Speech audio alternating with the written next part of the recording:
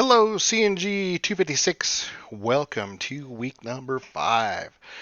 This week we dive into vulnerability management outcomes, um, and we're going to take a look at kind of how to remediate what we've found. But let's go back and kind of look at the process that we've been doing. We've kind of been going along with the book a little bit, but we kind of been squeaking ahead too because we got a few more other things to get to. Um, in the course, but you guys will revisit the topics. I'll guarantee you that um, in another. It's going to be kind of the same, a little bit different style. Um, so let's look at what we did first. First thing we poked around and we saw the machine. We saw what type of machines. We saw maybe some vulnerabilities on the machines. Um, then we started looking at public-facing information. Um, the website, what port was open on the website, what information could we glean from the website itself, poked around just a little bit, looking at pages, usernames, and stuff like that. Then we kind of took a step back and be like, okay, let's look at the website again. And here's where a few of you just like ran through the lab, and that's okay. But you should have been asking questions. Well, what happens if I put in -E or -G? What information is it going to show me that I could use against the system that's being attacked? And I'm glad that somebody brought that up. And said, what, this is just a vague answer that I got, but it just means I opened a connection to port 80, and that's correct. Why is port 80 even open um, when most of the time we see up here this little lock here, which means we're viewing a site through HTTPS. That the site is secure, and that could be. Man, I don't even know any websites that operate on HTTP anymore. There was like a travel agency friend that I knew that had HTTP still open, uh, but that's closed now. But that's one of the things, though, is evaluating, why is port 80 open at your place? And that kind of leads us into this week's topic. You know, uh, what are we going to put into place to remediate some of these actions? We talk about patchings, we talk about mitigation. Um, what else? Or are we going to accept the risk? Say, hey, look, our website only works in HTTP. That's where we're going to have to go with for now. Um, and this is what this chapter is all about today. And in validating controls, another great topic to talk about. How are you going to make sure that port 80 is safeguarded, or um, is it going to be security policy that usernames and emails are not going to be on the website? As you guys saw, how are we going to put in a layer of protection or remediate that um, from being a risk? And once again, this vulnerability assessment is just like not a one and done type thing. I wonder if I can bring up my class. It's not a one and done type thing, but more like a layer on top of a layer. Right now, I'm in risk management, and that's all we're talking about is how to remediate risk. Are we going to we're going to run risk assessments. We're going to run analysis. We're going to see what we can mitigate it. Can we get rid of the risk totally? No, but what steps are we going to do to minimize that risk? Um, the organization that I'm writing about is a 600, um, a large business, a financial and accounting business that handles smaller businesses' payroll. So that's my business, and now I'm running into more than enough stuff to write about um, to get information about how you can start to mitigate risk. And it's the same exact stuff that we're talking about now. You know, um, patching. What risk we're going to, what are the risks that we find? How we're going to remediate them, if we can remediate them. Are we going to transfer that risk onto the insurance or a third-party software for protecting us against that risk? It's all ways to basically it's managing vulnerability outcomes. Fits right in really good with the topic of this week.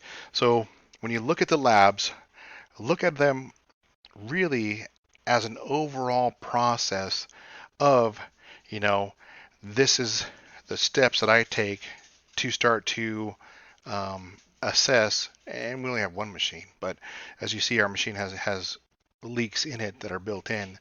Um, but you're assessing that machine and saying, okay, what am I finding? You document what you're finding in the labs by writing those reports, and then you're also reflecting on, okay, what exactly did I find? And if your reflection is like, I didn't find anything, I just saw port 80 was open, um, there should be more substantial stuff in there to make you, to get you critical thinking and be like, okay, what actually did I find?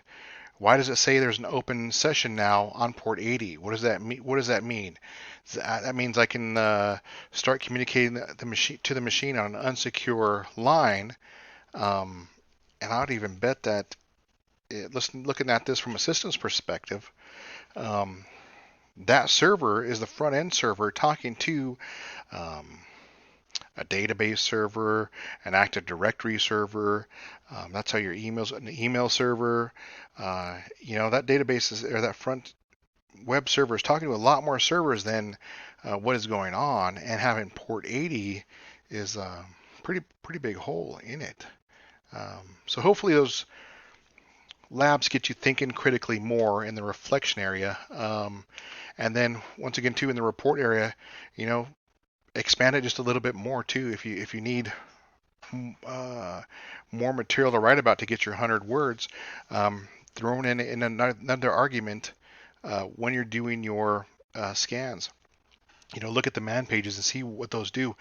A lot of the software we are using can do multiple commands to give you different results. And once again, um, if you don't understand Linux or don't understand the software, do a quick search. And like I said, this stuff's been around.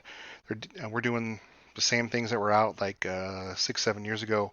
So there's videos on it to show you how to get more in depth answers and and extract that information for you, and give you a better understanding of what you're doing. Everything looks good so far. We're at week 5. I believe week 7. Yeah. So our course kind of changes at week 7. The book kind of goes into setting up another environment. So start to prepare for that. We don't necessarily have to do that because at that point we start to do our own other environment also and start to work at tests for the semester. And the tests, I believe that we're about a test every week. But don't worry about that too far. The tests aren't anything crazy and going to rack your brain. You have all week to do them. And they're very similar to what we've been doing the entire semester so far. So if you want to run back through week, I think it was week 2, week 2 and past, and redo those labs, that's perfect practice for you. And with that, I'll let you guys go. Oh, I did get an email. I think it was I think it was from the other class. For communications, make sure you communicate D2L within D2L, and then think of it as a closed system. I believe you guys should be third semester students. Don't try to send emails from D2L to Front Range. The systems don't interact so well. And don't try to email from Front Range. And I should say your Front Range email would be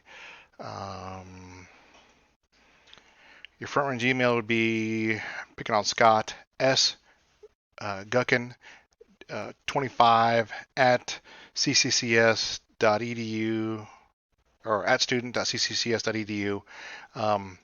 My D2L email is glemos@ucourses.com. So you can kind of see how they don't really match up. Of course, if you email me outside, it's george.lemos@frontrange.com or frontrange.edu. That'll work if you email from outside world to outside world. But D2L is its own finicky animal that has some issues. So make sure you just use that method of communication. Think of them as two separate worlds, or simply join Google Hangouts, ask questions there, because I'm almost always have my phone with me. Chances of me forgetting that are pretty slim since I got a couple teenagers and a couple younger kids with phones. So with that, I will leave you guys to the week. Have a great start. Really enjoy this week. We have one, I think it's Lab 6. Yeah, just Lab 6 this week, and that's it.